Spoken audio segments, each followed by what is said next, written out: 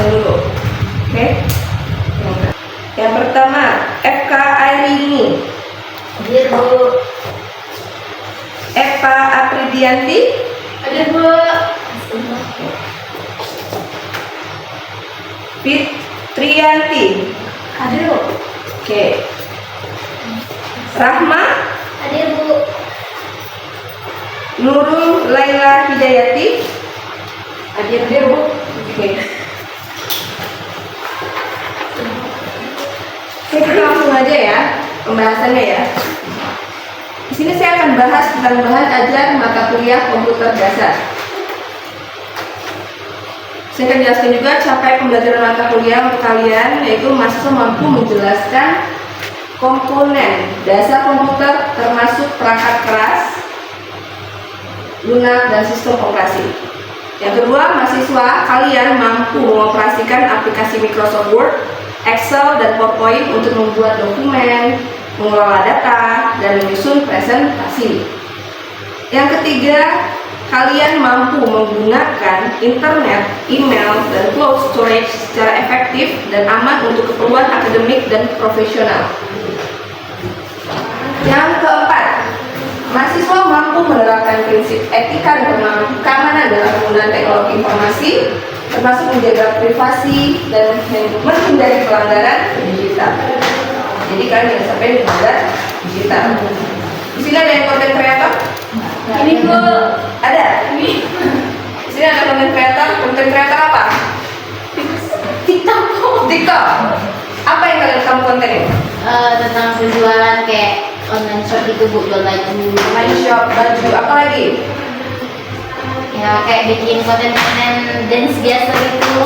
Dance biasa, oke. Biasanya yang konten TikTok tadi, konten TikTok tadi ada sering buat pelanggaran atau enggak? Kalau misalnya jualannya ada salah, ada pelanggaran atau enggak? Ada Bu. Ada. Terus? Ya palingan cuman dikasih peringatan waktu gitu, kayak tanggal sekian baru bisa beli lagi. Kadang kan dari komentaran teman-teman tuh ada yang nggak bagus gitu, karena lupa di filter jadinya gitu kan. Contohnya udah kurang di filter tuh komentar-komentar yang negatif, jadi kena bisa kena ban gitu. Dan seksi. Etika digital penting untuk mencegah penyalahgunaan media sosial yang bisa memicu intoleran. Teknologi bisa jadi alat pemersatu. Oke, tujuan pembelajaran hari ini yaitu pertama, menyadari pentingnya peran komputer dalam kehidupan sehari-hari. Lalu yang kedua, memahami perkembangan komputer dari masa ke masa. Yang ketiga, mengenal jenis-jenis komputer dan fungsinya. Oke, menyadari pentingnya peran komputer dalam kehidupan sehari-hari. Komputer dalam kehidupan sehari-hari apa yang kalian gunakan? Handphone, apa lagi? Laptop, apa lagi? Televisi, apa lagi? Komputer ya? Terus apa lagi? Udah, itu aja. Oke, yang kedua, memahami perkembangan komputer dari masa ke masa. Dari masa ke masa. Sekarang mungkin kalian bisa pakai komputer itu dalam bentuk laptop, tablet, ya kan? Ya. Ya, yang dulu kalian biasanya pakai apa? Komputer analog, ya. Iya. Yang gede itu kan, yang nggak bisa dibawa kemana-mana kan? Kalau sekarang udah, kita bawa komputer, bawa laptop, aman. Kalau dibawa kemana aja bisa. Sekarang lebih mudah lagi, handphone, ya. Handphone tinggal dibawa. Oke, terus kita akan mengenal jenis-jenis komputer dan fungsinya. Oke, di sini kita akan membahas sejarah dan jenis-jenis komputer. Nah, di sini ada pertanyaan. Apa perangkat elektronik pertama yang kamu pakai? Handphone. Pertama, handphone. Apa lagi? Pertama kali? Komputer. Apa lagi? Televisi. Ya, elektronik ya. Apa lagi? Radio. Apa lagi? Bukan. Oke, elektronik. Itu elektronik. Televisi elektronik. Apa lagi yang menurut kalian itu elektronik? Mesin cuci. Rice cooker, blender. Ya kan? Itu elektronik. Itu elektronik. Handphone pertama. kalian pegang apa pertama kali? Sebelum yang sekarang? Apa?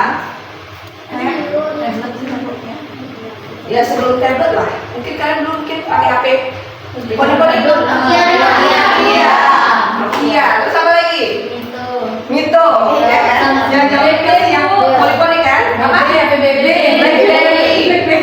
Itu elektronik yang kalian pegang. Terus kami tadi ada ngomong, ada yang bilang televisi bu, ya kan? Televisi sekarang apa? Televisi yang datar kan? Iya bu. Zaman datukmu dulu, zaman yang kalau dipencet udah pakai remote, pakai ini, tangan ya? Teleponnya analog. Telepon dulu ada yang main pencet. Ya, telepon. Ya kan sebelum handphone ada telepon. Telepon seluler gitu. Yang pertama di telepon kabel. Yang ada yang diputer ya, ada yang dipencet tombolnya.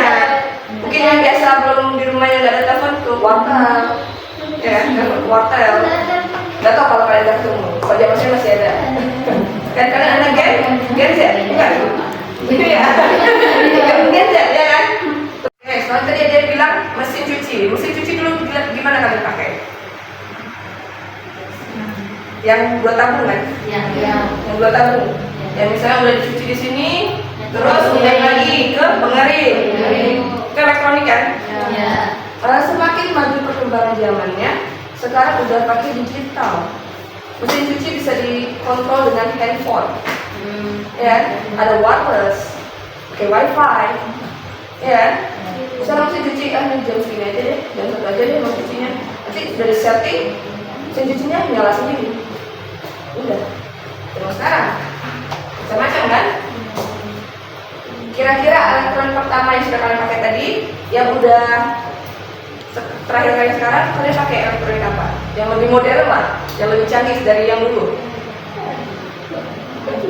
Gak ada, masih handphone. Masih handphone, tapi handphone dulu yang dari polik-polik jadi Android. Selanjutnya itu sejarah singkat komputer, dari kalkulator ke super komputer.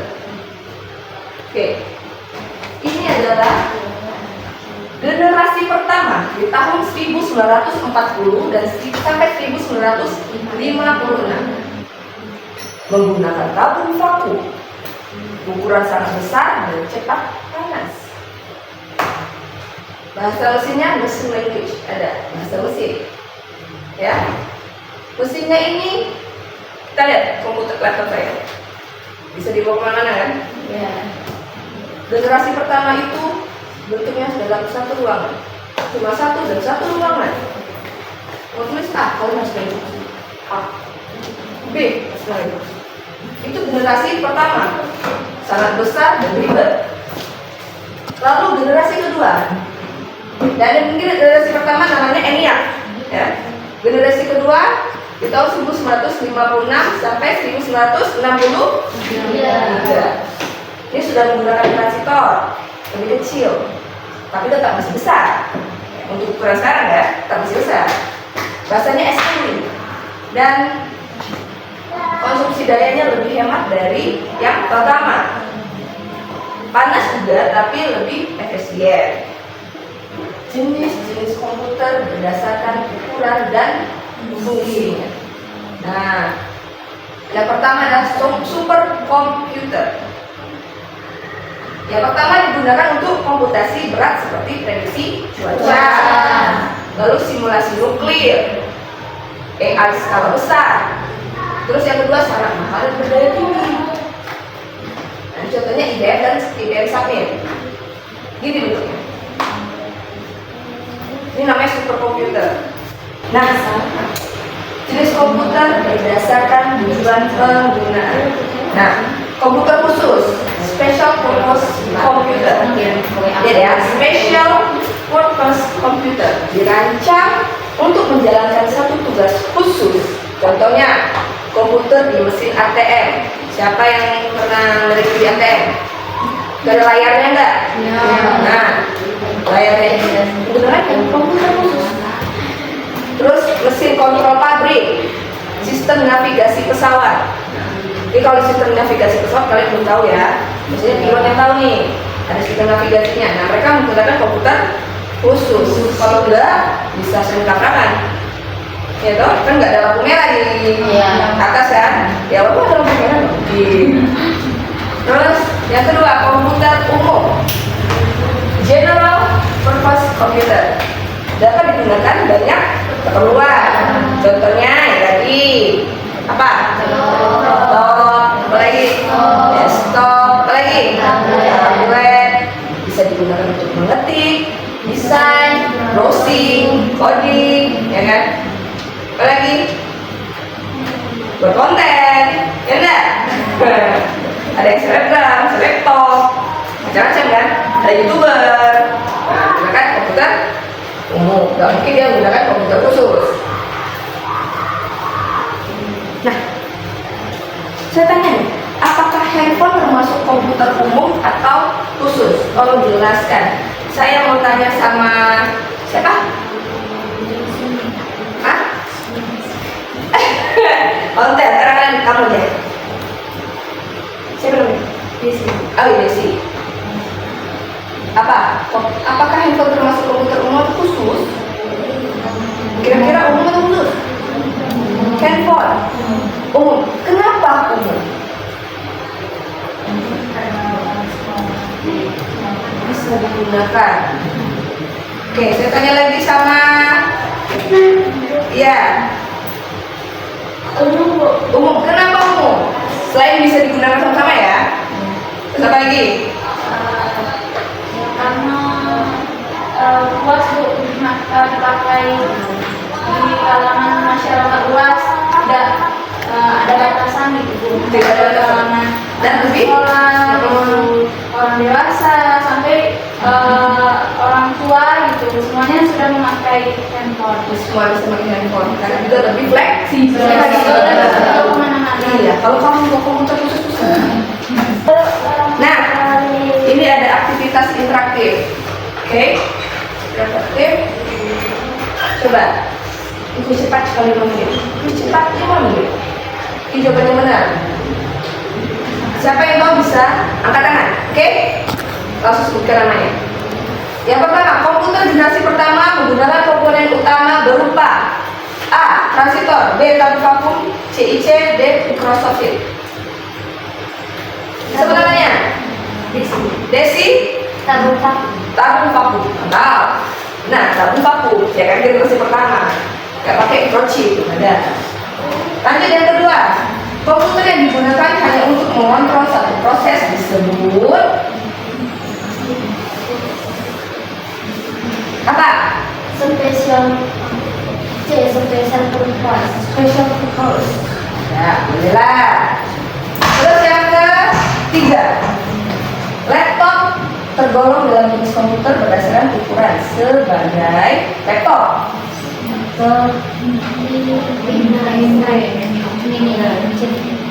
Ini komputer? Ya, mikro komputer. Nah, simak lagi ya. Nah. Oke, udah selesai. Nih, penutup dan refleksi singkat. Saya tanya nih, ada pertanyaan nih. Apa hal yang paling menarik yang kamu pelajari hari ini? Oke, Desi lagi. Ayo Desi apa? Karena memahami tentang komputer Lalu? dan kegunaannya Ya, dan jenis komputer. bagus. Terus yang kedua, bagaimana komputer berkembang dari generasi ke generasi? Selain Desi. Selain Desi, siapa? Ayo angkat tangan. Bagaimana komputer berkembang dari generasi ke generasi? Ayo, selain Desi ya. Ayo. Komputer itu kan perkembangannya sampai sekarang itu terbagi 5 tidak Bu? Iya. Ada yang pertama yang besar, itu untuk satu orang yang bisa pakai itu benda panas juga. Ya. Terus tuh yang kedua ada perubahan dari sebelumnya yang gampang panas. Yang kedua tuh nggak terlalu panas tapi kondisinya lumayan bagus juga. Yang ketiga udah berkembang lagi, udah berbentuk komputer. Yang keempat, yang komputer yang sering digunakan juga untuk masa sekarang, ada juga yang masa sekarang juga dipakai. Tertentu lah Bu, untuk yang ada yang gue pakai, ada yang enggak. Yang kelima tuh sering dipakai pada umum orang sekarang, seperti handphone, komputer, laptop, tablet yang sering dipakai sehari-hari. Ya, oke, bagus. Berarti dari pelajaran saya hari ini kalian udah paham dong bagaimana dari komputer pertama, ada sejarahnya hingga jenis komputer. Oke. Komputer berkembang dari alat besar dan lambat menjadi kecil, cepat, cerdas, dan lebih efisien dari generasi ke generasi. Karena udah habis hari ini, jamnya juga udah habis juga ya.